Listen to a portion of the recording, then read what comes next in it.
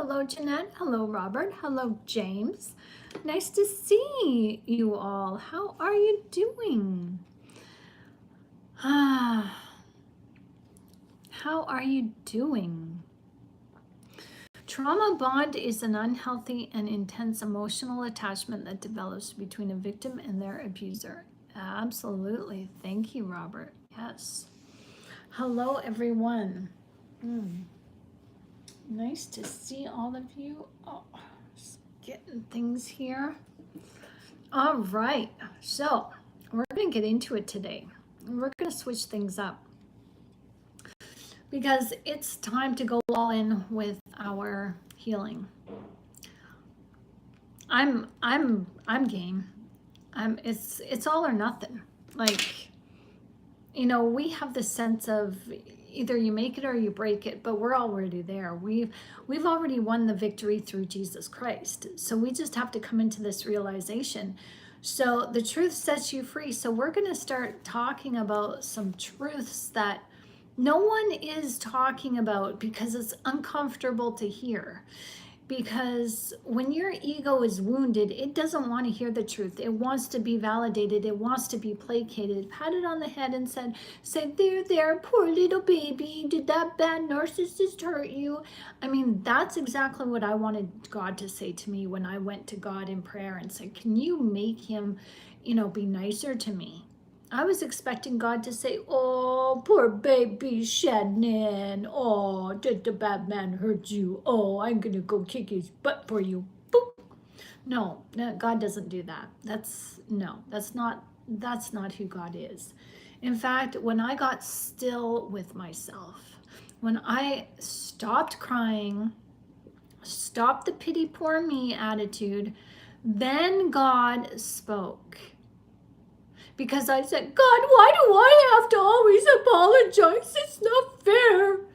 And God, when I stopped, he said, I kid you not, this was his statement. He said, because you can. That's it. He said that to me 8 years ago. I didn't recognize what he was saying until working it out. So how you doing, everyone? It's nice to see you. And nice to see you, Resistor. How you doing? So there's 3 dark truths about trauma bonds that no one will say out loud.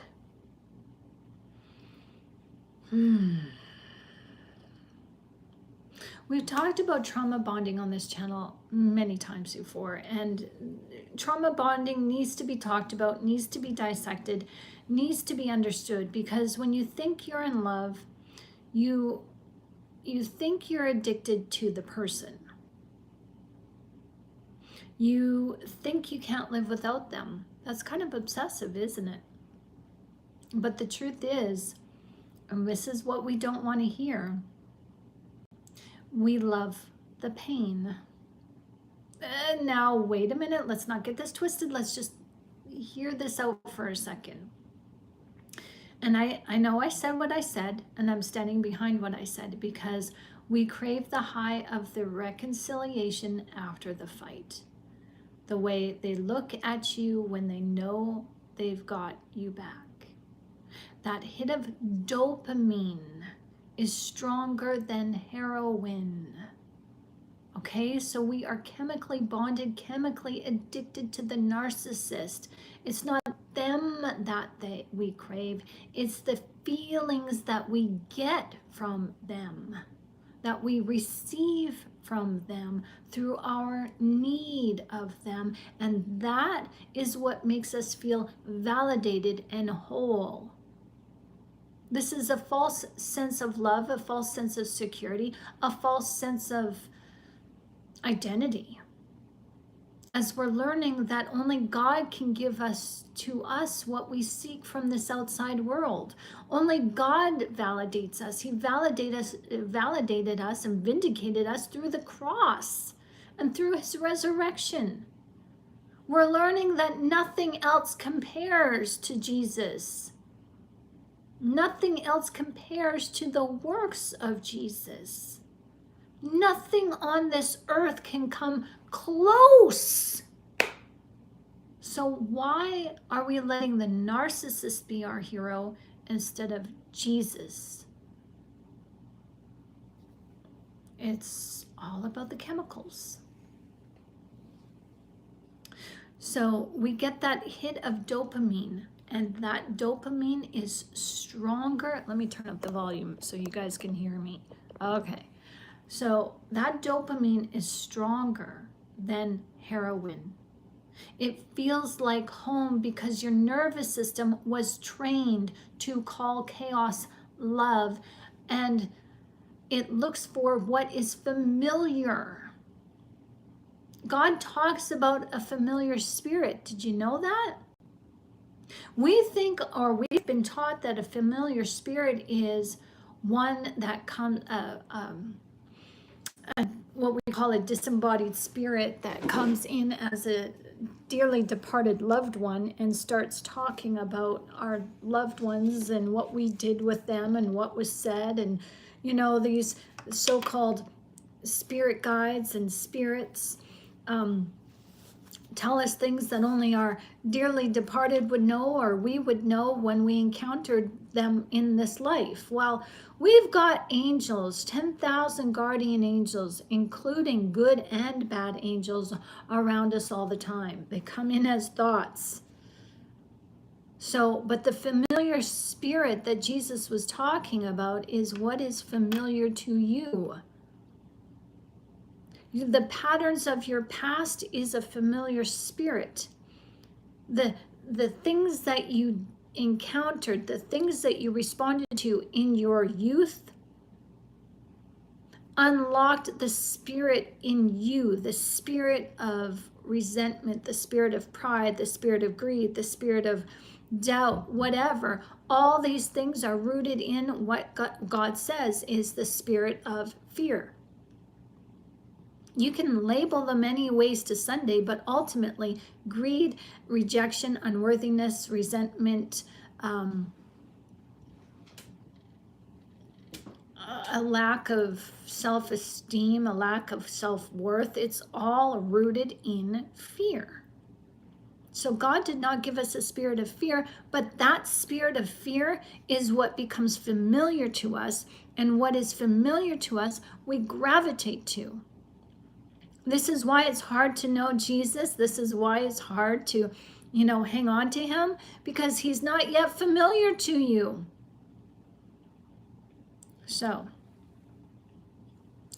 your nervous system was trained to call chaos love because chaos was what was familiar. Chaos comes from fear. Hello, everyone. Hello, Jeanette. Nice to see you.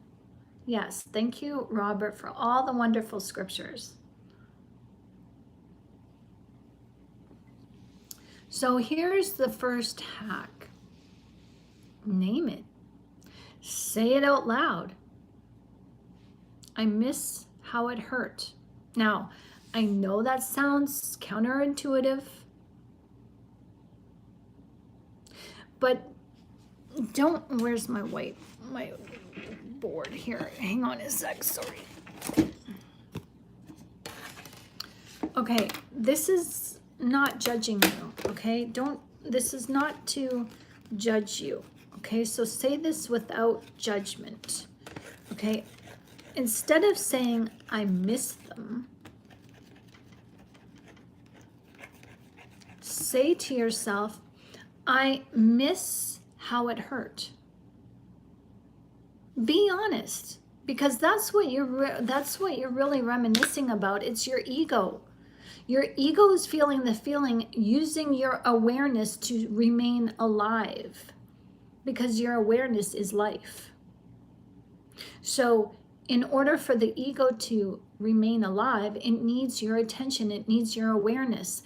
And your awareness is identifying with the ego and identifying with these negative feelings, which your awareness was never created in negative feelings, but to keep this less confusing, just understand that when you say, I miss how it hurt, you're really acknowledging the truth of the ego. And then you say, well, I miss the pain. Your ego's going to say, what the frick are you talking about? No, I don't miss the pain. And then you say, well, you must, because you're fixating on it. Fear, ego, you were meant to harbor pain. You were meant to hold on to the pain. So you're missing that pain because that pain is what validates you. And then you can say, I miss the drama. And you say this so that this breaks the chain of what you think romance is. You stop romanticizing evil. You can't break an addiction you're still romanticizing and pining for. 2 Timothy, for God has not given us a spirit of fear, but of power and of love and a sound mind. Amen. Yes, we all do it, resistor. Absolutely. Like I remember, when was that? Maybe, last time I was dating. So that was 2.5 years ago. Oh my gosh, quite a while now. But the last narcissist I met, I was fed up and I was crying to God. And I said, surely I don't like hurting myself. I'm not doing this to hurt myself, am I? Like, am I really sabotaging myself? Well, I recognized that I was doing this to learn, because that's ultimately why we do things. Our subconscious, not just our ego, but our spirit nature needs to learn, and this is how you grow.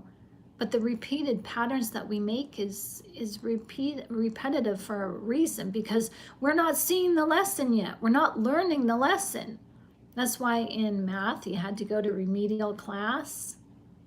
Maybe you needed a tutor in language arts, because the class was moving at a quicker pace than you could learn. So you needed to just give yourself some time just to space and to learn. And that's what's happening with us. But when I said, surely God, I'm not doing this to hurt myself. Surely I don't like hurting myself. Hair in my face, sorry. I heard for the first time, I heard myself say that, and I just like, what? And I answered my own question, because I thought, yes, I do, obviously. If this is the only way that I think is out, if this is the only way that I think life is to go, and if I keep repeating this pattern, then surely I'm not seeing that I'm hurting myself, but I am. See, you cannot see what you can't see. You can't know what you don't know. So that's why it hurts to hear the truth, but this truth, I promise you, is going to set you free. It's not given in pain. It's not given in judgment. It's not given to hurt you. This is given to help you. So say these words that you don't want to hear. I miss the drama. I miss the fight. I miss the pain. I not just missing them. I miss how it hurt, because that's what makes you feel alive.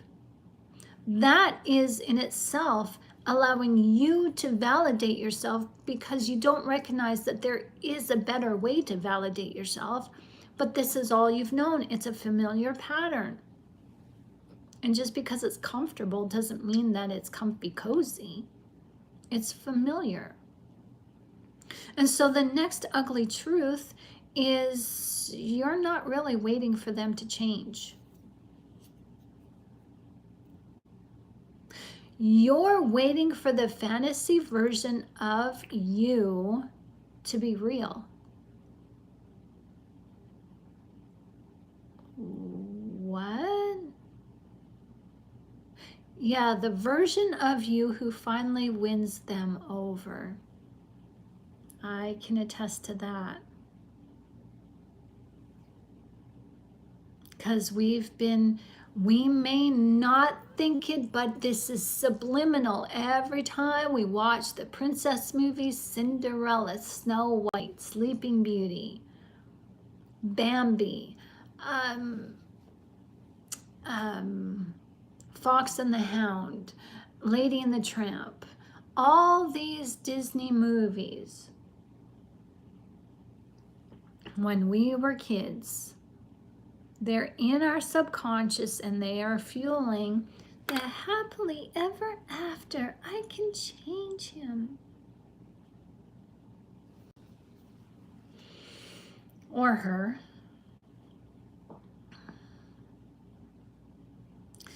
That's why I stuck around. I thought if I just loved him enough, he would love me, and we would, if I had this silly fantasy. I honestly did. And I could only see it when I got honest with myself, that I stayed and I endured the torture because if I just continued to love him, eventually he'll see that he's hurting me, and because he loves me so much, he'll stop hurting me and he'll make amends, and he'll be like, I'm so sorry I hurt you. Oh my gosh, I can't believe this. What was I ever thinking? I'm so sorry. You're so precious. I love you, blah, blah, blah, blah, blah. And then from all of that, he would change and we would walk into the sunset together, arm in arm, us against the world. It's Thelma and Louise. It's Butch Cassidy and the Sundance Kid. It's a rebel without a cause or clue or whatever it is. We're playing movies out in our own heads and believing it's reality, and we wonder why we're getting hurt. Pinocchio, yes. Yeah. Yeah, same, Shannon. What a lie. Exactly. Neat vision about that. Yeah, this is, the programming's there. And it's not doing us any, okay, it is good to point the finger at the narcissist once in a while. To have us see who they really are. But we've got to point the finger back at us. We got to get real with ourselves. And I mean, now that we're mature, you guys are mature, you can handle this truth. And doesn't it so far feel liberating? We're calling our egos out. It's just like how Jesus called out the Pharisees and Sadducees, and the Pharisees and Sadducees were trying to trip up Jesus, and Jesus said, let me ask you a question. And if you can answer it, then I'll answer yours. Well, this is the kind of what we're doing with our egos. We're like, okay, you want to have a grip over me? Okay, well, let me ask you the question. Let us see this from a different perspective. Let me get straight with you. And your ego is automatically shutting down because I'm like, I see this truth and I'm just like, I see it for what it is. And it's like, yeah. So now when you see this truth, you're less likely to allow the ego to bulldoze you and take over with the ruminating thoughts, the insidious thoughts, those hurtful feelings. You're going to be like, no, I love myself. I'm going to protect myself. I don't deserve these negative feelings. I don't deserve these negative thoughts. It makes no sense to hold on to them. I'm letting them go. David thought there was safety and refuge among Israel's enemies, the Philistines, but it was a move motivated by his own fear and despair. Yeah, and when you research that, I think that he actually hid among giants because King Saul, him and his army didn't want to face Goliath. They were shivering. So when David hid among the Philistines, I do believe that it was a known territory of giants, and David felt safe because he knew God was with him, but he knew he wouldn't be pursued by King Saul and his army. So that's just a sideline thought for you guys to, do your own research on, and something to consider. I love that story. So because, you're hiding in plain sight, and the narcissist who's pursuing you can't go where you can go.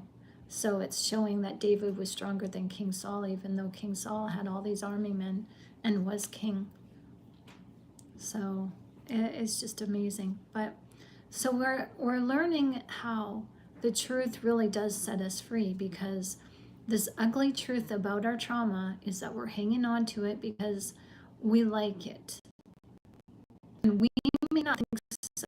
Liking it doesn't make sense to us, but put yourself in the position of the ego. The ego is rooted in fear. It's made in fear, created by fear, works through fear.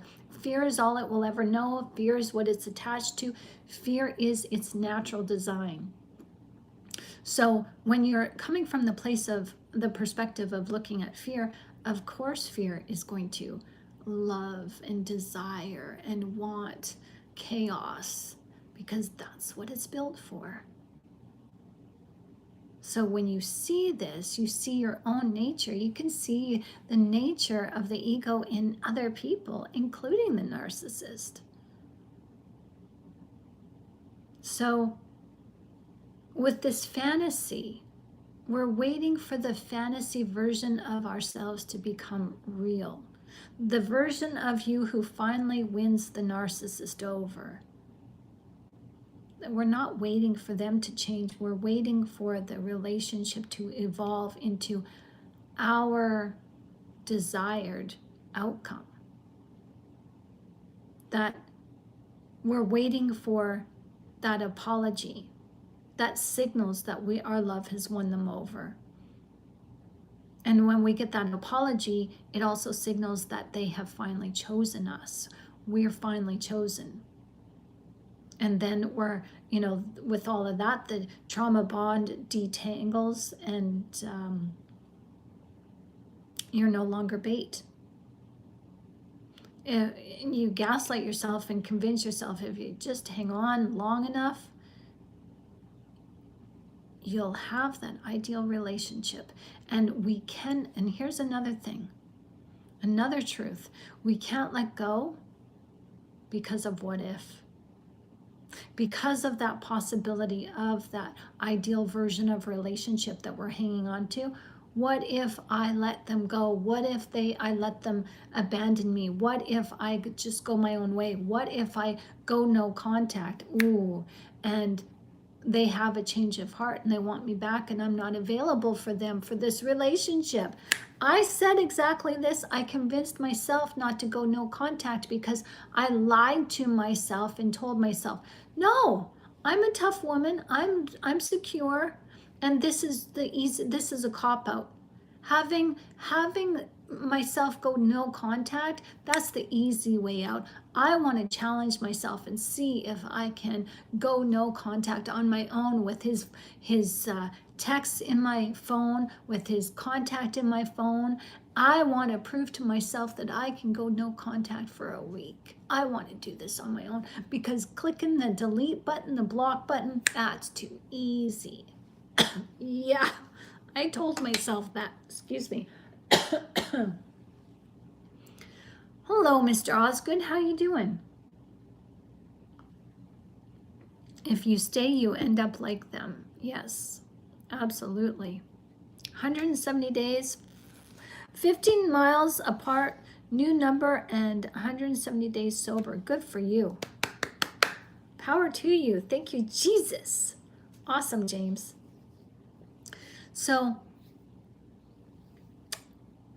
don't let yourself gaslight you into hanging on, because the trauma bond dangles the version of you like you are the bait, because you are. But you're baiting yourself, setting yourself up to get hurt. Why? Because at least with, this is another honesty here that I'm just thinking about, because maybe in your youth, wherever your trauma first happened, usually in our childhood home somehow, doesn't necessarily mean your parents were all bad. They had their good points, they had their good days, but somewhere, either with a caregiver, a teacher, a friend, something happened where there was trauma. And so we tend to hang on to trauma. We tend to hang on to this because at least we're feeling something, right? Because some of us, myself included, we were so neglected in our youth. I had my parents disown me basically. So, and we don't need to go through that, but just sharing with you that some kids have gone through the neglect, the abandonment. You can be, you know how you feel lonely in a crowded room? Yeah, that is a thing. And you're ignored, or you're left alone for days at a time by yourself. So the reason why we hang on to this pain is because it does validate ourselves. Like, it does bring attention and awareness to us, because we never had the familiar pattern of being aware of ourselves through the joy, through the love, through the compassion, through the peace, through the beauty, and seeing the beauty of life. Playtime? No, many of us didn't have playtime. Many of us didn't have this ideal childhood where, you know what, we were taking care of ourselves at 4 years old. We were dressing ourselves, brushing our own teeth, making our beds when mommy and daddy were at work, or mommy was passed out drunk on the couch. You know, turning on the TV set that sat on the floor with the dials. You had to walk up to the TV to turn it on. Yep. Sneaking out of the house. I did that when I was 4 years old. Played in the backyard and climbed the fence to play with the neighbor's child. Oh boy, when my mother found out, oh, I got in trouble. I got locked in the house. Like, there was no escaping outside anymore. So we do this. We hang on to the pain because it validates our worth. At least we're feeling something. Something is better than feeling nothing. And when you're always feeling the trauma and the pain, you don't recognize that you have an alternate choice. Oh, I can feel happy. I'm allowed. Didn't think don't know what happiness is. Well, now that you're an adult, you get to discover that. You get to tap into your childhood mind. But nobody tells us that. So it feels foreign because we haven't had that familiar pattern of that happiness and joy and remembering what it feels like to be a kid. So it's just easier. It's easier just to stay in this funk. It's easier to stay and lap in the luxury of our pain because it's making us feel something. It's making us feel validated. It's making us feel worthy. It's making us feel like we matter as we fight these feelings of other people's rejection, the loneliness, the abandonment. And we're here telling ourselves, I matter, I matter, I matter, damn it, I do matter, I do matter. You know, you're going through that, giving yourself the love or giving yourself the attention that nobody did, and you don't know how to nurture yourself through it. So stop waiting. That's the shift. Stop waiting. Write down that version of you right now. How does he or she act? What does he or she wear? Become that person you desire, like you want to be. You know, they say, if you want love to come to you, then be the version of love that you want to come to you. You got to first be love so that love is attracted to you. Love is not neediness. Love is actually giving and not expecting anything in return. And love is accepting other people as who they are, as you require other people accepting you as who you are.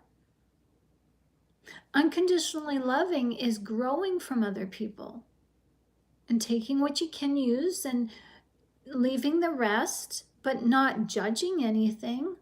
That's what unconditional love is. Be that person for yourself that no one ever was for you. And then you watch love attract itself to you. So you don't need the narcissist to be your mirror.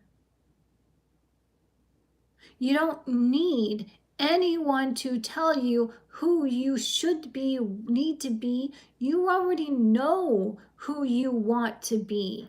You are just one decision away from going and being him or being her. All it takes is that first step, and then you put one foot in front of the other every single day, and you walk towards who you are meant to be.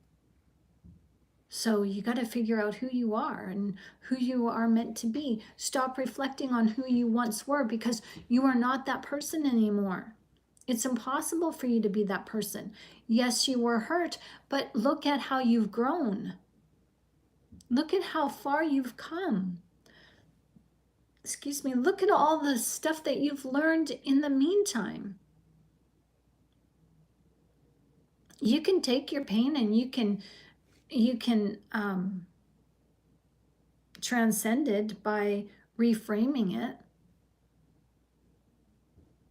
I had a horrible thing happen to me when I was a child, and that caused me to go, well, I went boy crazy after I lost my virginity. Didn't think I would, but I was looking for love, because as soon as I gave myself away to a stranger on a holiday in Mexico,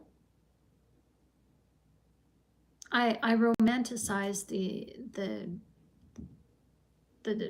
event. I romanticized it.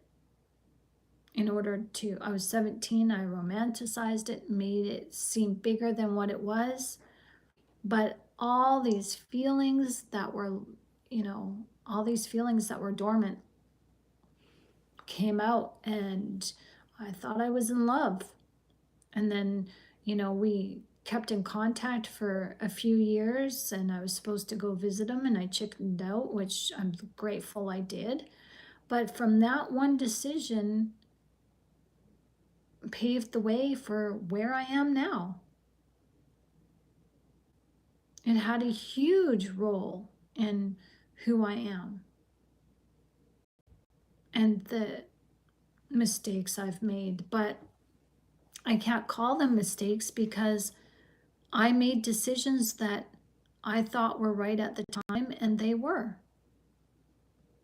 Because from those decisions, I have 4 beautiful children. That it's on me that I was traumatized. That's on me. But having my children and bringing them into this world, who I am now, I know that I would have been the best parent ever to those kids. But I wasn't. And that's a decision I made. But in that, I got to learn how to be that parent to myself, and to be that parent and show my kids, yeah, kids, I've changed. I'm not the same person I was. But every decision that you make, you can either say, oh yeah, you can have your life full of regrets if you want, or you can reframe those decisions and say, you know what? If it wasn't for those decisions, I wouldn't be where I am now. I wouldn't have the self-awareness. I wouldn't be in this position of growth. Look at all how you've learned. Nobody taught you except for your decisions taught you. Your decisions teach you what life is about. Your decisions teach you the consequence and blessings. That's it. We make life to have more meaning than what it really has. It's not complicated, but we complicate things. Hello, Cynthia. How you doing, girl? Nice to see you. We've missed you too. So stop waiting. Write down that version of you right now. How do you want to be, and go be that person? Your worth is not tied up to somebody else's perspective of you.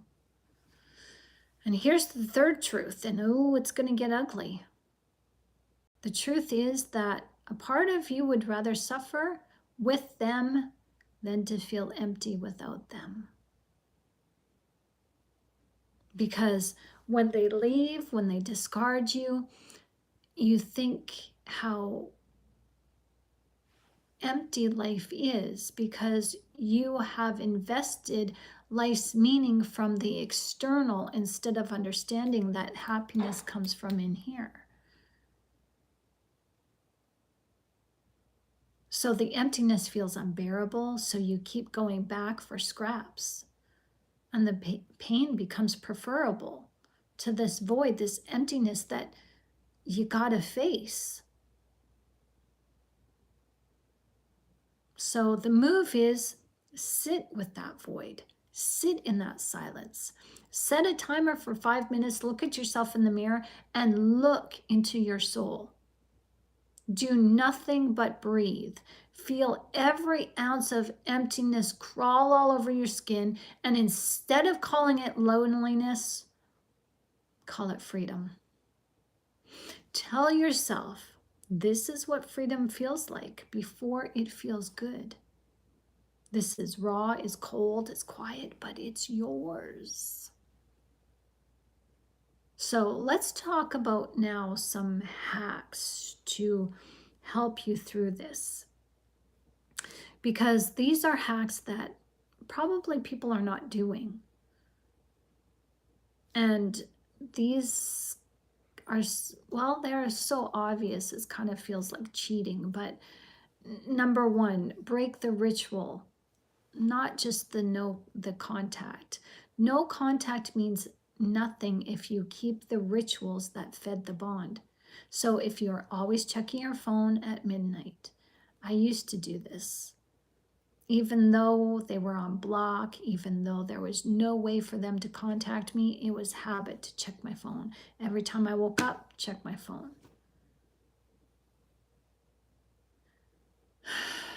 Break the ritual. Your body will ache. You'll feel that, oh, I gotta check my phone. I gotta check did I get that text? Did he or she text me from a different number? Your ego is trying to prove you wrong, that you were wrong in deleting their contact information. Your ego is saying, oh, well, do they know that I've blocked them? Do they know? Well, they'll know because they'll come at me with a different number. No, they won't. Not always. And, if you always sat in that chair when you texted them or listened to that song, well, that chair, that song is going to haunt you. So replace the ritual with something that rewires your brain. Blast music and dance. Take a cold shower. Write a page of rage and burn it. The craving is just a loop. So break that loop. Hi, Joe. How you doing? So busted. I say I'm no contact, yet still talking about him with his family when I see them. Yeah. Busted. I feel your vibe. You sound like you're in good spirits. You've got some good vibes going on, Cynthia. That's awesome. Yay, you. Way to break free, right? Oh, it feels so good. You're getting better and better and better at this. Awesome, everyone. So number 2, flip the fantasy script. Every time your brain replays the good times, it paints them in a golden light. The first date, the first kiss, the little moments that made you melt. That's your brain lying to you. Here's the hack. Rewrite the memory. Imagine them apologizing the way that they never did. Imagine you standing up, smiling, and walking away with your head held high. Thank you, but no thank you. I accept your apology, but I don't accept you back. Have a nice life. Bye-bye. Imagine the ending that you needed. You give yourself closure. Your brain doesn't know the difference between memory and imagination. So start feeding it the version where you win. And number 3, use craving as a timer. Most people think that craving is a command. Call them, text them, Stalk them. Go on their social media page. Go on, I dare you. Go check out their Facebook page. This is not healthy. The next time this urge hits, don't obey it because you don't have to. You are in control. Do something intense while you wait. Run, scream, punch a pillow, do push-ups. Go read your Bible. You'll realize the craving is just a sensation and it will pass. It's not an emergency. You don't have to do it right now. Do it. Do it now. No.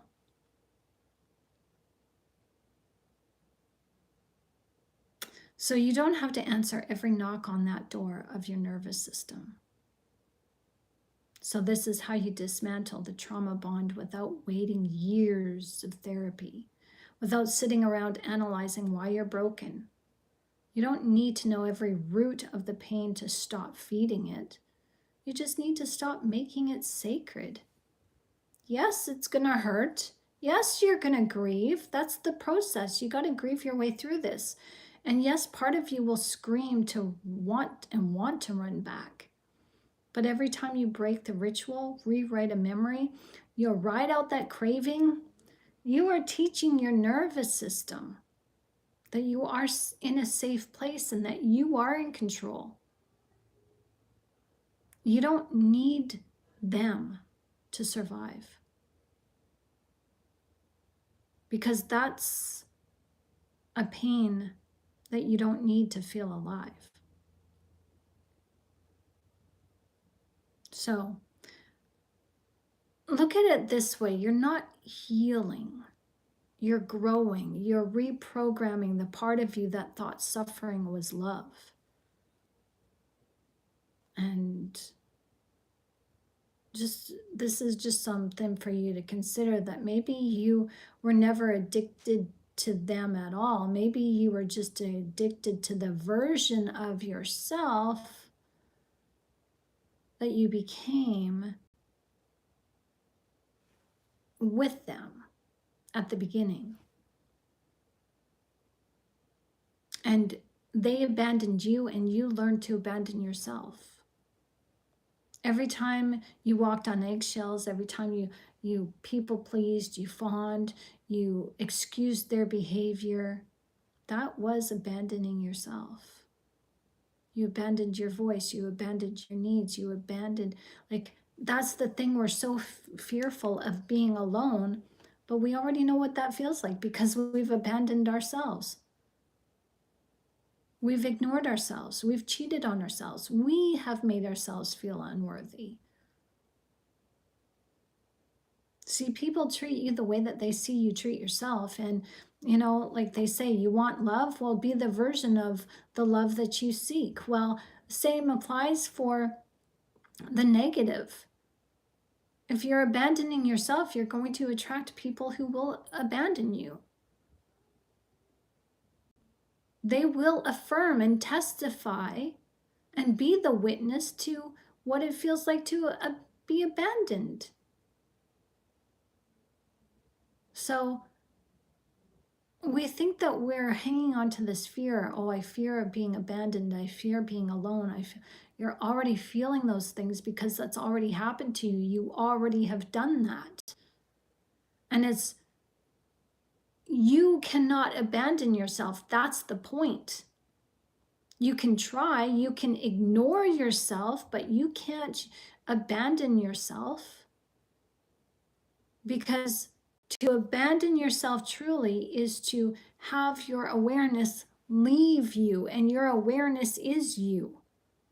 You just are not aware. You're ignorant to yourself. That's what we're fearing. And see, the narcissist is totally ignorant to themselves. But we're not. We've been just taught to ignore ourselves, to be ignorant of ourselves. So we have this perception of what it feels like to abandon ourselves, to feel unworthy, but that's not in totality. But it's just enough to get us to run into the arms of Jesus, into the arms of love, and say, I don't want to abandon myself anymore. And God is saying, good, then get to know yourself. Face your fears. Be strong. And stand in my word and face the fears, and you're good to go.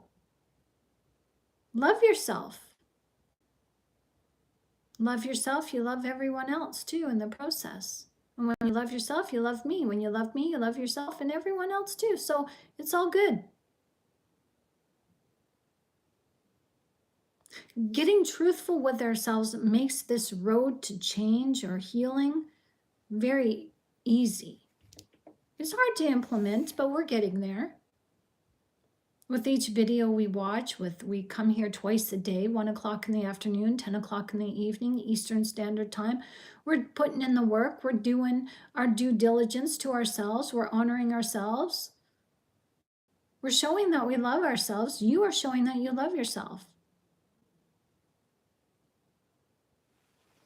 So I was addicted to both the false self that portrayed and who I felt like with that false self. Yeah, I numbed my pain. Exactly. Exactly. Yeah, it's about self-control for me. Yeah. Don't be ashamed. Don't be ashamed at all. It's okay. You know, if it makes you feel bad, then it's just something that you know that you shouldn't be doing because it's not right for you. It doesn't make you feel good. We got to do things that make us feel good, you know? And the narcissist wants us to do things that make us feel bad because that makes them feel good. Because when we do things that make us feel good, it makes them feel bad. But we're not here to worry about other people's feelings. We're here to worry about our own feelings.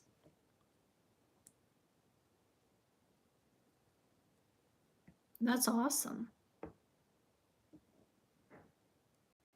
That's awesome, Cynthia. Cynthia says, I needed to see the photos. It helped me find some closure, or some more closure. Yeah. I wished the baby well and I prayed for the little guy. Aw.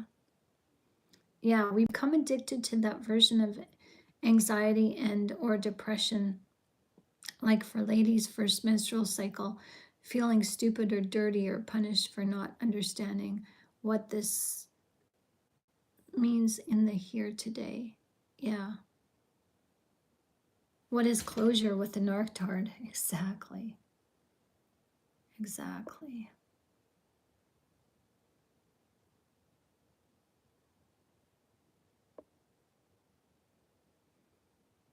Yeah. So I'm just reading your comments. Yeah.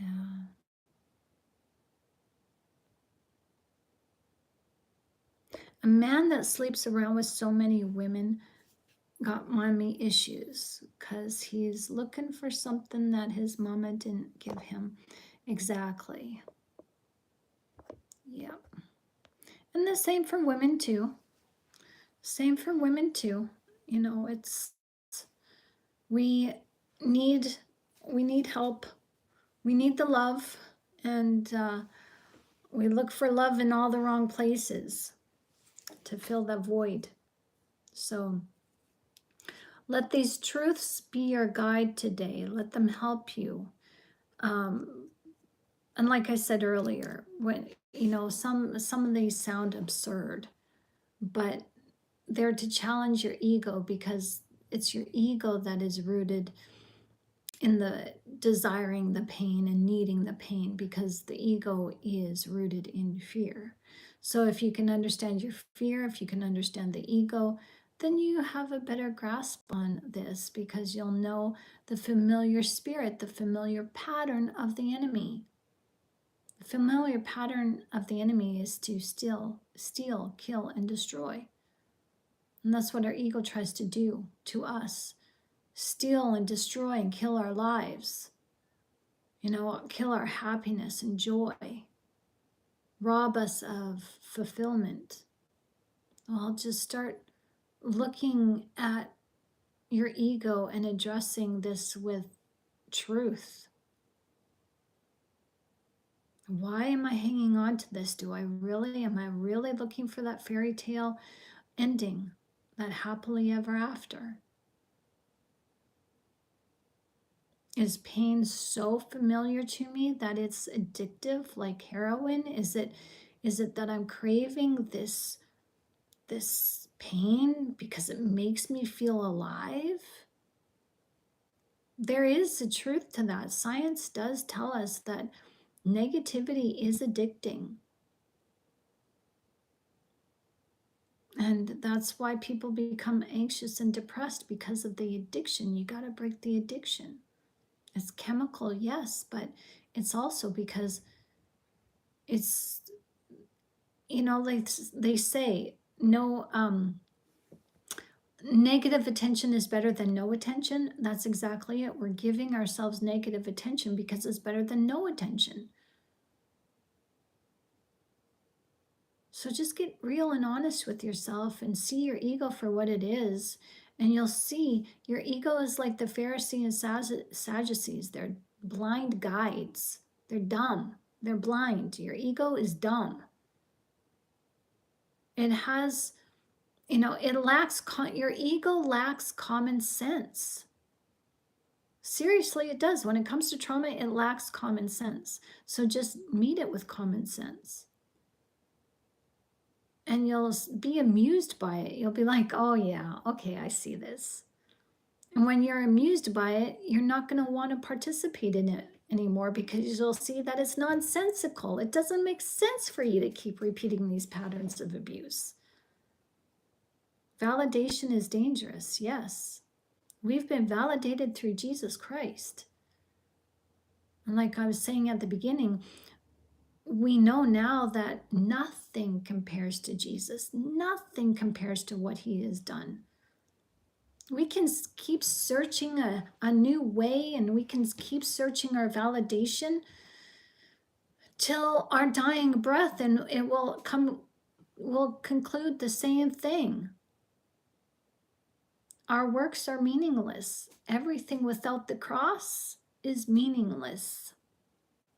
Anything that we do without the cross in mind is meaningless.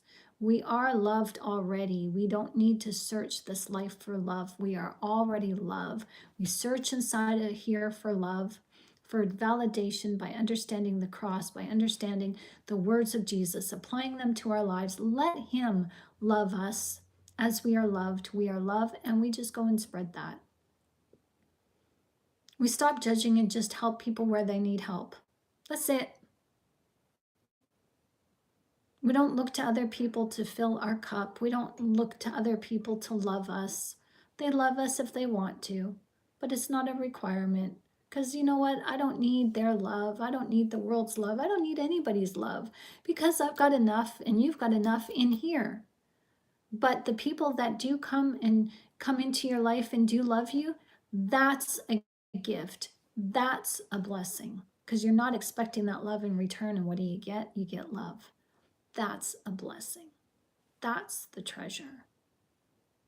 So with that said, everyone, you guys go enjoy your afternoon. I'm going to go grab some lunch, and we'll see you back here at 10 o'clock in the evening.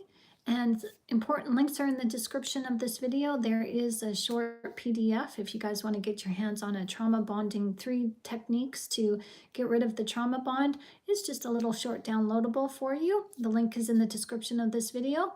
Until tonight, my friends, adieu. God bless you, and we'll see you soon.